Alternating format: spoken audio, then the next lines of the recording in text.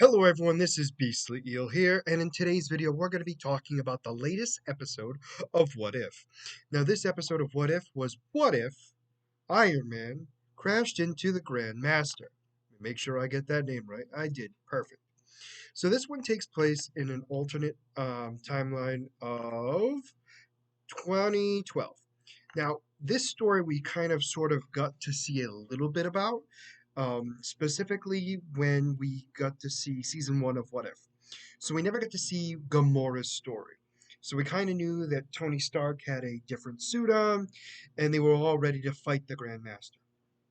So it was kind of unclear of what was going to happen here. So we found out exactly what was happening.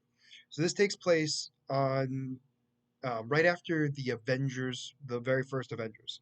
Tony Stark lifts the nuke into the portal, destroys the Chitata? No. Oh my gosh, I can't even speak today.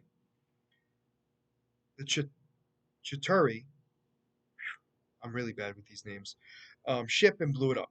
But the problem was, in the movie, he gets through the portal and they all save him before he crashes in. In this timeline, that does not happen. He actually does not make it through the portal. The portal closes beforehand and he travels through space. What happens here is he goes through a bunch of different areas and lands on the planet in which Ragnarok is on, which I believe is called Sakaar. I was right. Okay, good. So, in this, it gets a little weird in the sense of so he lands there, and he's originally a guest of the Grand Master because they've all heard tale of the great Iron. How did they phrase it? Like they called him like the Iron Machine or something like that.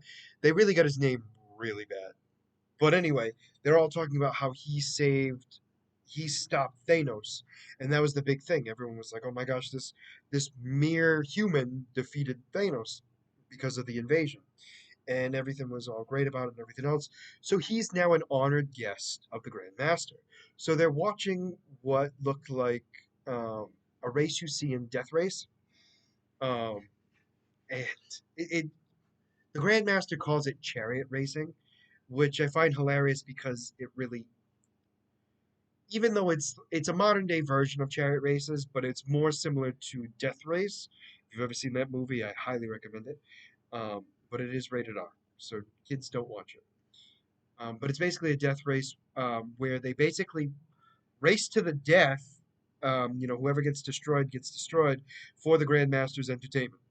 So as this is happening, um, he releases his champion, which is this massive elephant-looking alien creature, and he brings it into the thing and starts destroying, um, well, racers really.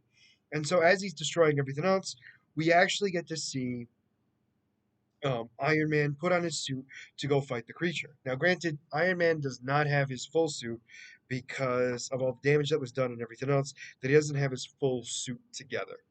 So his suit's not working properly, and it's actually causing enough damage where it's not. How do I want to phrase this? It's not doing what it's supposed to do, so it doesn't do anything. So right before the elephant creature goes to attack them, it gets blasted by a massive energy surge, and in the smoke we see Gamora.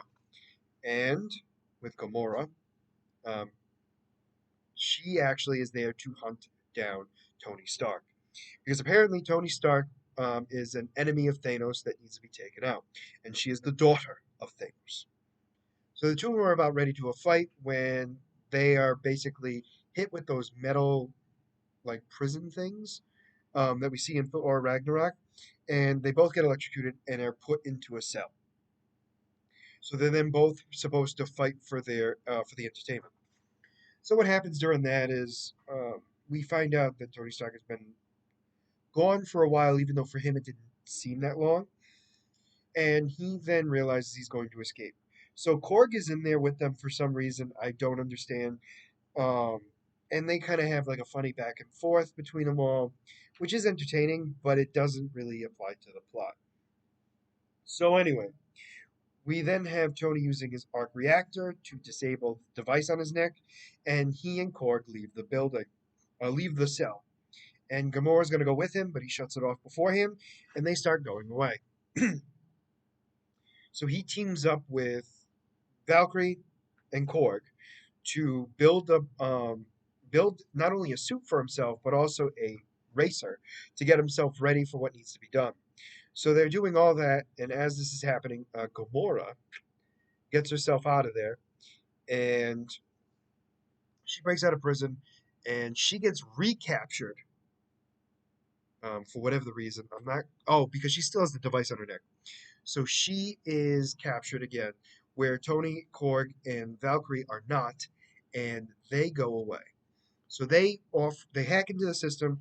They tell everyone that they want to have a race, and the Grandmaster must be a part of it.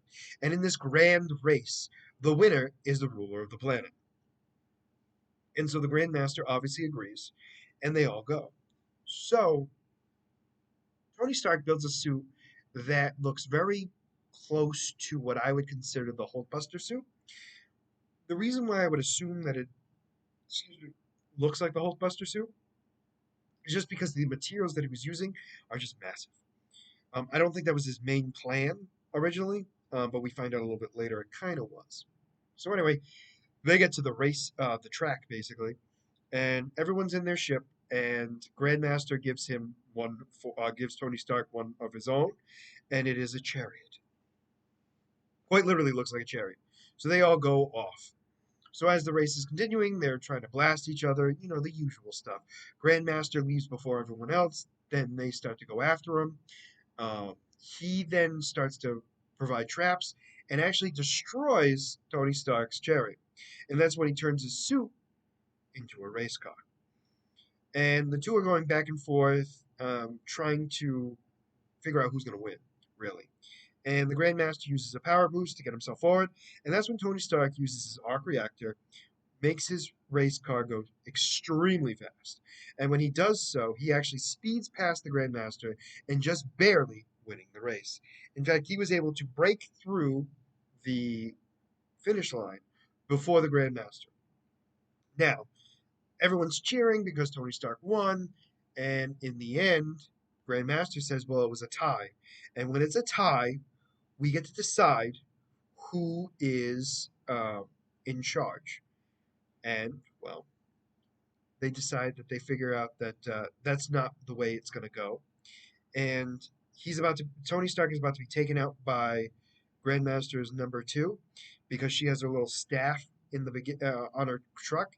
And that's when I believe it's Gamora that actually smashes into her vehicle, destroys it enough where the staff goes flying and actually hits the Grandmaster, and he turns into a puddle. So everyone cheers and everything else. Oh, I'm sorry, it was the Valkyrie. It was not Gamora. It was the Valkyrie. Although during the race, Gamora did help Tony. Just wanted to fight because I knew I forgot something. But anyway, so Valkyrie is considered the new king of the entire Sakaar, and they help build the planet back to the way it should be. So Valkyrie had asked Tony Stark and Korg to stay with her. Korg does, but Tony goes, no, he needs to go home. And when he's getting ready to leave, Gamora stops him and says, no, we have to go see Thanos. You have to go see Thanos and go with your crimes. So we see then that Gamora takes Tony Stark to Thanos, and Thanos is like, oh, well, I see that you are the great Tony Stark that stopped my threat. And so that's when she walks up to him, walks up to Thanos. Tony Stark breaks out, throws the staff that the Grandmaster's number two had. She grabs it and hits Thanos right in the chest, and he melts it to nothing. So that was the end of the episode. So this kind of gives us a little bit of closure for what happened and where she came from in What If Season 1. So it was interesting to see. I did enjoy it. I did like the racing, to be honest with you. I thought that was a very cool twist that we could have seen in Ragnarok, but I do understand why they didn't do it. They rather do the gladiator pit. But overall, I thought this was a great episode. Let me know what you guys thought about this episode in the comments below. Did you like it? Did you not? And why? And as always, if you like the content you see, please like and subscribe below. Other than that, this is going to be Beastly Eel signing out. Have a great night.